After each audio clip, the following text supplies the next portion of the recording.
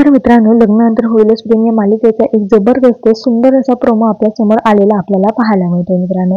तर मित्रांनो, या प्रोमो मध्ये पाहायला मिळते की जीवा जो आहे तो आता प्रचंड दारू पिऊन आलेला असतो. त्यानंतर मात्र या ठिकाणी मित्रांनो त्याची फर्स्ट नाईट असते मित्रांनो. आणि आता रूम मध्ये अगोदर जी आहे ती नंदिनी जी आहे ती जाऊन बसलेली असते मित्रांनो.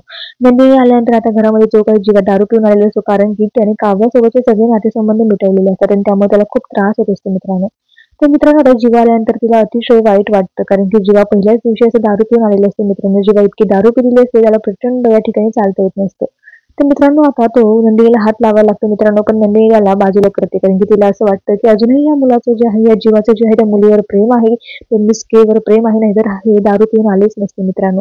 आणि त्याचमुळे आता मित्रांनो जे आहे ते नंदिनी जी आहे ते जीवावर चिडलेली असते मित्रांनो, त्याला हात देखील लावून देत नाही मित्रांनो. तर तुम्ही मालिका पाहताय का आणि मालिका तुम्हाला आवडते का ते कमेंटमध्ये कळवायला विसरू नका मित्रांनो. धन्यवाद.